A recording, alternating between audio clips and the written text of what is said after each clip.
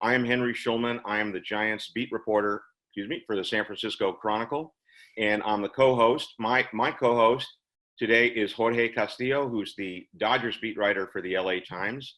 And then we have a distinguished group of people on the line here who we're going to come up with the lineups and starting pitchers for a 7-game World Series pitting all the greats who grew up or were raised in the Bay Area or Northern California, and all the greats who were raised or born in Southern California.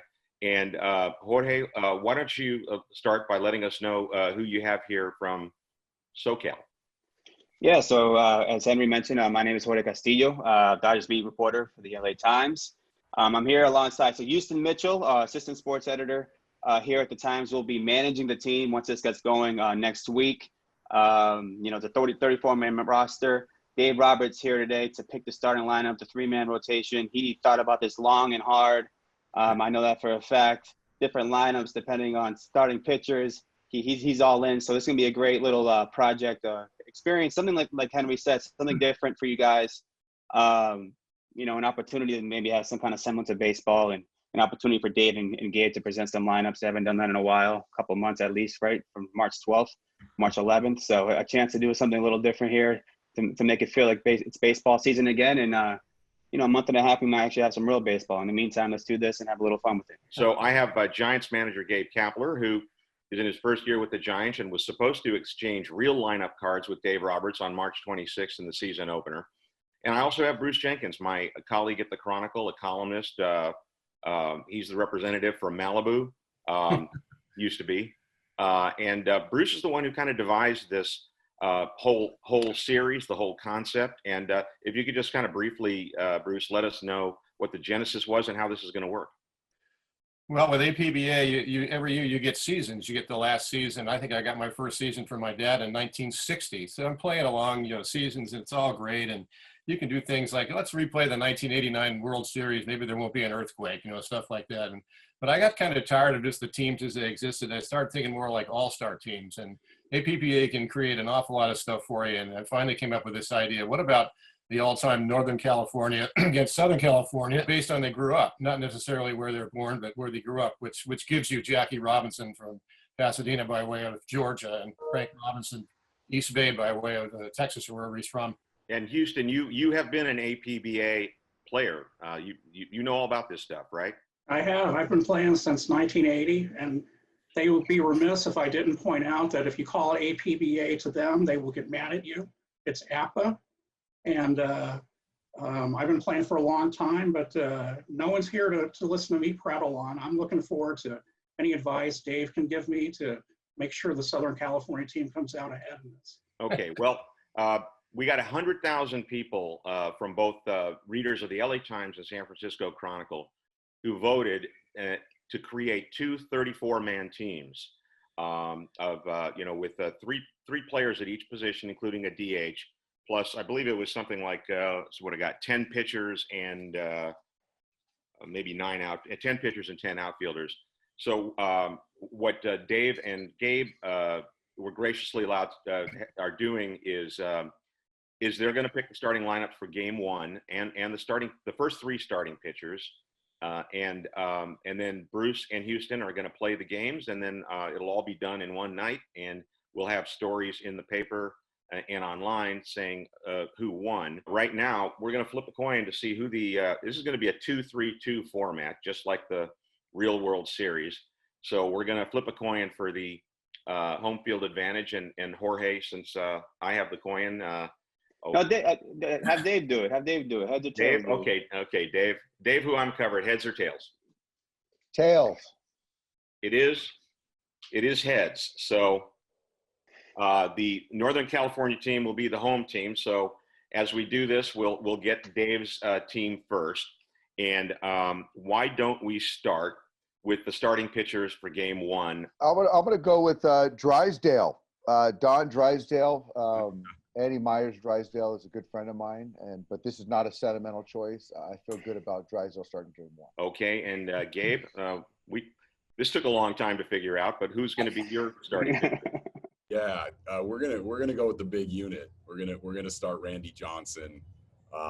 the strikeouts were just too compelling, and figured it might make matching up a little bit more difficult with the lefty on the mound. And yeah, I know how clever Doc is with matching up against lefties, but figured if we turned Eddie Murray around and make him hit from the right side and somehow avoid Christian Yelich, it made some sense to get the big unit out there. That was the move.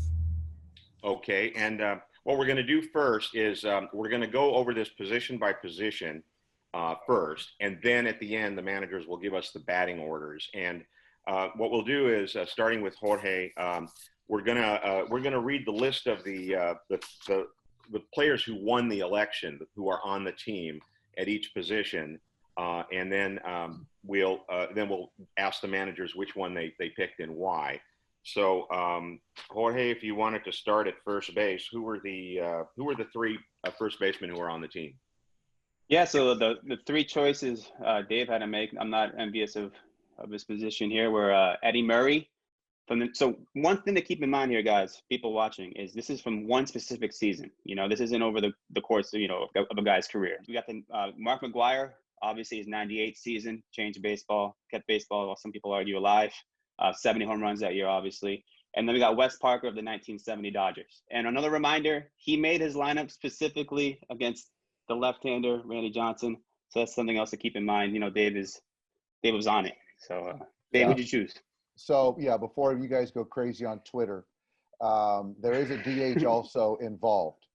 So just keep that in mind. And Randy Johnson, as Gabe mentioned, strikeout guy, lethal on lefties. So my first baseman is going to be Eat, Drink, and Be Murray, Eddie Murray. Okay. And now for the Northern California team, I don't have the stats handy like Jorge. I'm not as prepared. But the choices here for the first base on the Northern California team, Willie Stargell from the 73 Pirates. As Jorge mentioned, it's one season. It's specifically the best season that these guys had in their career statistically.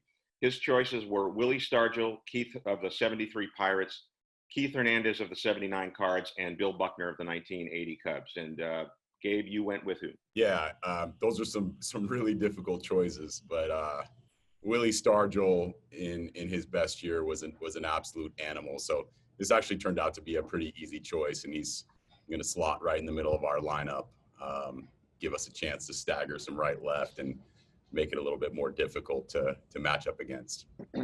Okay, Jorge, we got second base now? Yeah, so Dave's choices were Jackie Robinson from the 49 Dodgers, Jeff Kent from the 2000 Giants, and Chase Utley from the 2006 Phillies.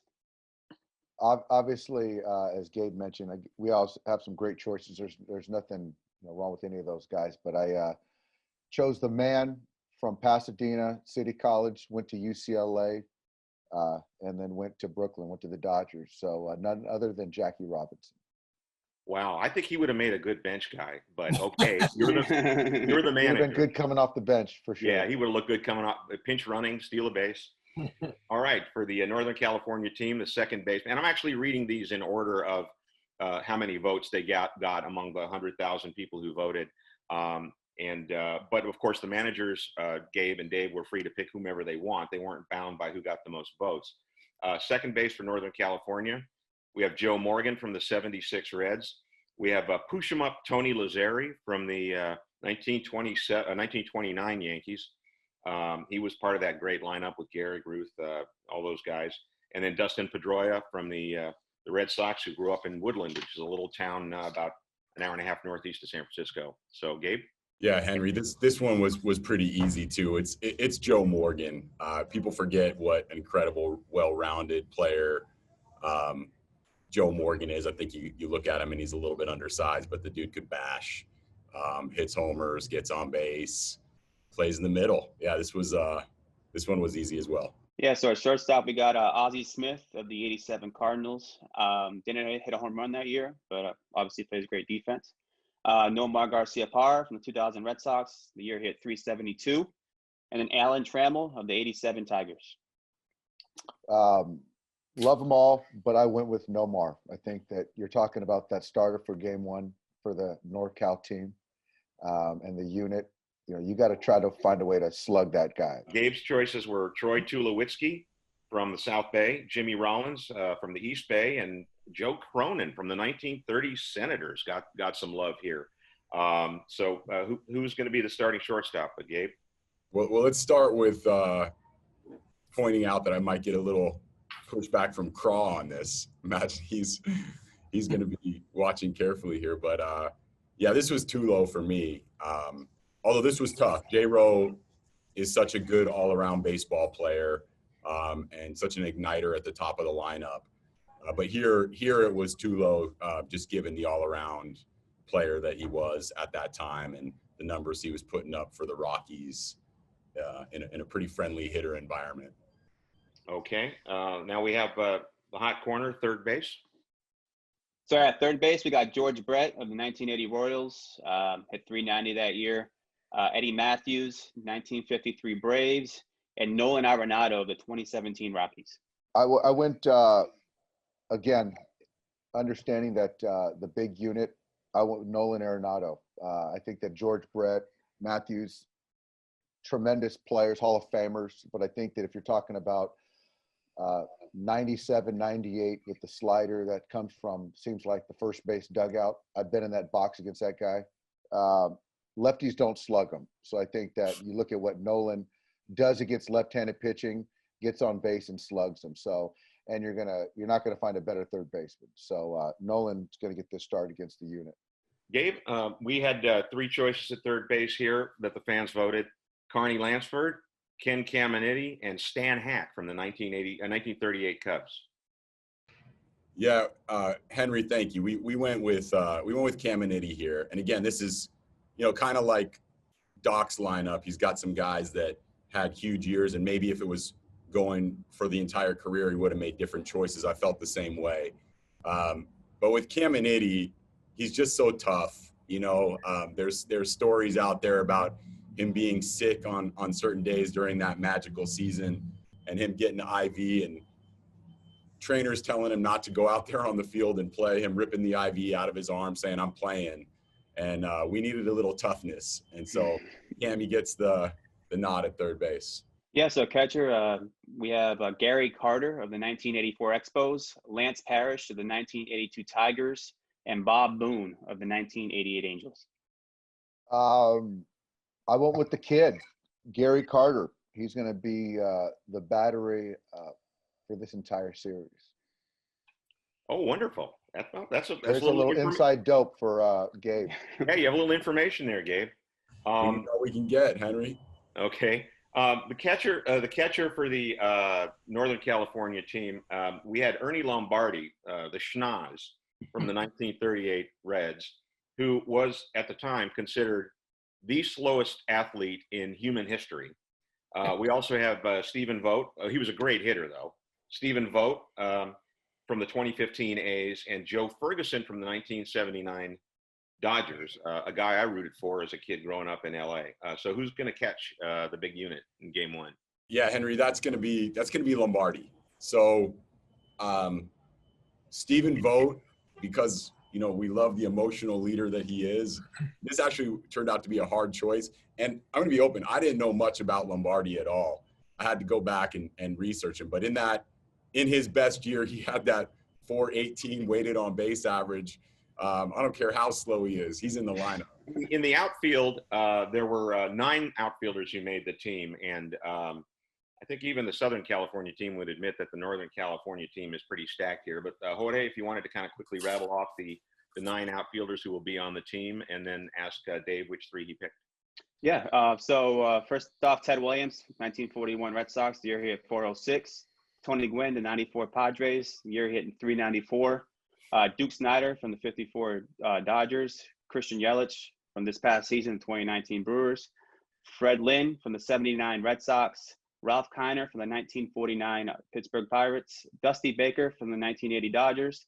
George Foster from the 77 Reds. And Bobby Bonds from the 73 Giants. Going from left to right, splendid splinter, Ted Williams in left field. Duke Snider in center field. And pulling up right field is Mr. Padre, Tony Gwynn. this is a great list. Joe DiMaggio, Ricky Henderson, Barry Bonds, Barry Bonds, who came in third behind Ricky and DiMaggio, which was interesting up here. Frank Robinson, Lefty O'Doul, who a lot of you folks might not know, but he won 2 batting titles, including 1929 Phillies, which is the year he is here. Willie McGee, Aaron Judge, currently with the Yankees, Kurt Flood, and Harry Heilman from the 1923 Tigers. So which 3 did you select, Gabe? Yeah, I'll go from left to right here as well. And just like Doc pointed out earlier in the call, wait to pass judgment until we talk about the DH here. It's an important note. Ricky Henderson plays left field for us. And by the way, like, these weren't especially tough choices once we knew we had the DH. Frank Robinson will play right, and Joe DiMaggio will play center for us. That's a pretty good outfield right there. We will move on to the designated hitter, and Jorge, your choices? Well, I guess the choices are pretty much anybody who didn't make, That's right. make the list. So, Dave, who's your DH? I know you were going a little back and forth on this. Yeah, the DH against Randy is going to be Mark McGwire. Okay, and I think there's a name that you haven't uttered yet, Gabe, who's going to be the DH for the Northern California team, and who would that be? Yeah, Barry Bonds is going to be the DH. And what I think for a couple of years was the 2 greatest seasons, offensive seasons in Major League history. So Barry Bonds gets the nod at DH. Okay, now we're gonna do the batting orders now, and it's just funny. It's funny to me. Wait till you hear the managers who they pick second to bat. It's such a modern thing. These are not bunt them over guys, and I even joked with Gabe about that. This is not the traditional get on base, bunt them over, get them in type of lineup, not on either team. So Dave, would you mind telling us what your batting order is going to be? All right, leading us off for the Southern California All-Stars, Jackie Robinson. Hitting in the 2-hole, Ted Williams. And I don't think, Gabe, you're allowed to shift in our virtual series, so don't shift the Splendid Splinter. Number 3, Eddie Murray. And I like the switch bat, so, when they want to kind of match up, we can get Eddie on the left side too. Mark McGwire hitting cleanup. Nomar hitting in the 5. The Duke Snyder hitting in the 6. Nolan Arenado hitting 7th. Tony Gwynn, which I don't think he's ever hit 8th in his entire life, is unfortunately. So Tony Gwynn Jr., don't hold it against me. I'm hitting your father 8th. So he's hitting 8th against the unit. And Gary Carter, the kid, is hitting 9th. Okay, and Gabe, your team is going to be facing Don Drysdale. So we know that whoever the number 1 hitter is, he's going to get knocked on his butt in the first pitch of this series, because that's what Don Drysdale did. So what is your lineup? Well, I feel pretty good about Ricky Henderson's confidence in that scenario. I feel like he's going to brush himself back off. And you know what? If he gets hit, he's on first base. So Ricky at first, or maybe base. Third base. Yeah, maybe third. Maybe third base. Barry Bonds hits second. I like Doc's call with Williams in the 2-hole. That's kind of scary up at the top, Robinson and then Ted Williams. Frank Robinson hits third for us. Then Willie Stargell, like I said, that historic season. Joe DiMaggio hits 5th. Joe Morgan comes in behind DiMaggio. Then Ken Caminiti, Troy Tulowitzki, and Lombardi in the 9-hole to round it out. If you could read the list of the pitchers, all the pitchers who made the team, and then maybe Dave could say who he's would like to bat or like to pitch game 2 and game 3. Yeah, so Don Drysdale, which is the game 1 starter. We got Walter Johnson from the 1913 Senators, Jim Palmer from the 72 Orioles, Raleigh Fingers from the 81 Brewers, Trevor Hoffman from the 98 Padres, Brett Saberhagen from the 89 Royals, Steven Strasburg from the 17 Nationals, Garrett Cole from the 2019 Astros, Bob Lemon from the 1952 Indians and Burt Levin from the 73 Twins. Okay, Dave, who do you think, who's going to pitch game 2 and game 3 in your mind? Game 2, there were some tough ones. Obviously, there's a lot of great choices, but I'm going to go with Walter Johnson. And the strikeout numbers, the big body, really impressive. The workload, and obviously we're just talking about one series, but he's going to start game 2. And game 3 is going to be Jim Palmer.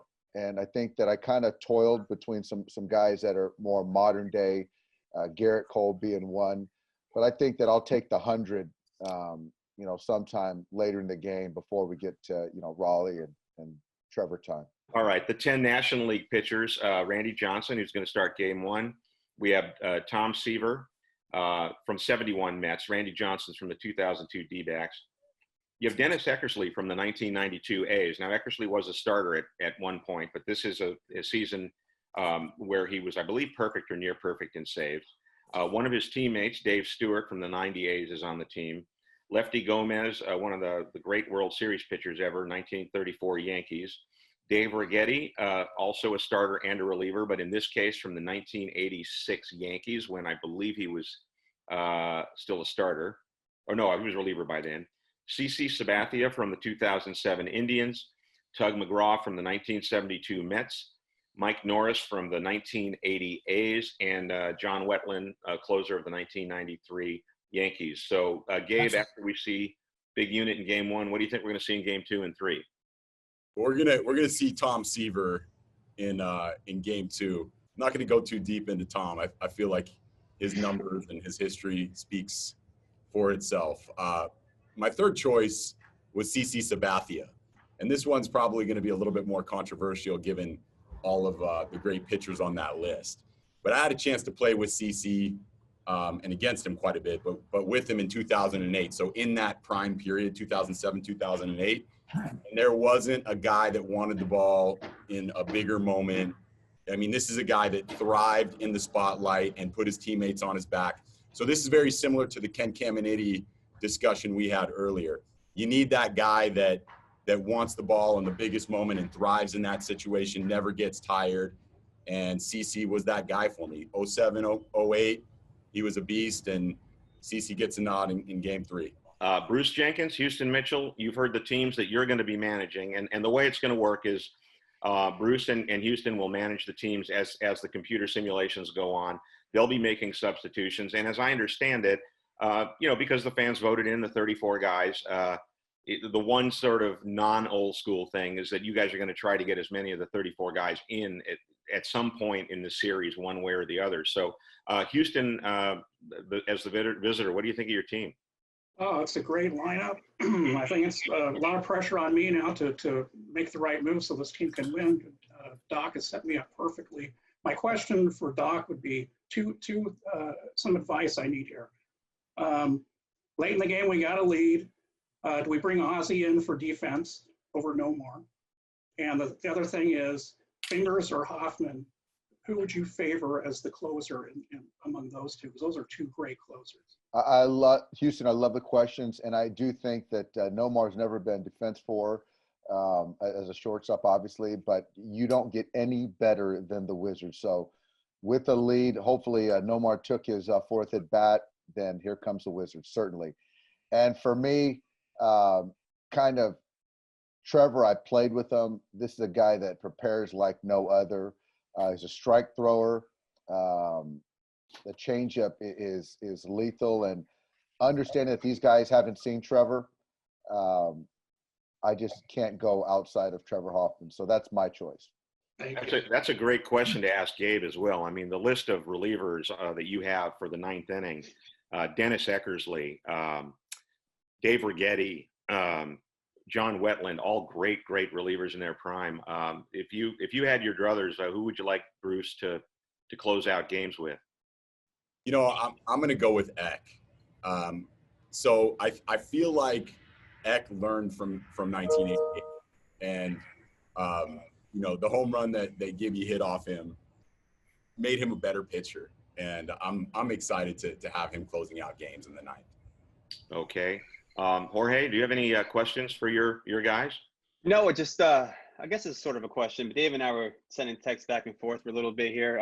Third base, I know was a tough choice for you. If you can kind of just walk through your decision making on going with Arenado over George Brett, who hit 390 that year. Well, I think that, yeah, certainly the whole body of work, he hit 390, and I know a lot of people that played for the Royals, namely Buddy Black, who's still one of his good friends, and no one consistently hit the ball harder than George Brett. And there's crazy stories about George. I got a quick story about George Brett, where one day in Kansas City, George told his teammates that it was probably 130 on the turf. And he told his teammates, in the spirit of what Gabe was talking about earlier about gamers, he said, I'm not going to have a drink of water the entire game. I'm going to be the first one on the field, the first one into the dugout, every single inning. So after we get this win, that beer is going to taste so good. So sure enough, every game, he probably threw out 3 hits that game. The Royals win. First one on, first one back in the dugout. And sure enough, he was pretty much dehydrated, but got it through the game, led the team to a win, and had that cold beer. But I think that, again, Randy just neutralized the lefty. So you're really tough to get hits, let alone slug, get on base. And George, you know, even in that season where he hit 390, I think he OPS 760 that year against the left-handed pitcher. So, and that's not facing the unit. So I think that, you know, the defense, and also you look at Nolan in that year, I think he had a 1,300 OPS against lefties. So, you know, that's a big delta right there. So I just like Nolan, and George would be in there against Seaver. Gabe, I had a question. I just wanted to know what it was like for you to sit down with a piece of paper, a computer, whatever it is you wrote your lineups with, and wrote down the names DiMaggio, Henderson, Bonds, and Robinson. I think the most fun I had was going back and digging into Ricky's best year. He had a knack for getting on base, obviously. I had so much fun writing his name at the top of the lineup because of all the things that he can do independent of him getting on base, and the freedom and the flexibility that he might give Bruce as he managed our club. No, but I had a lot of fun thinking about that outfield. I guess the biggest question was who to have in the outfield, right? Was it going to be Bonds or Bonds at the DH position? Did a lot of work and asked a lot of questions about the defensive capabilities of each guy, and came away feeling pretty good about our outfield as a defensive unit, and obviously the top 4 hitters in the lineup, 5 hitters in the lineup are pretty impressive.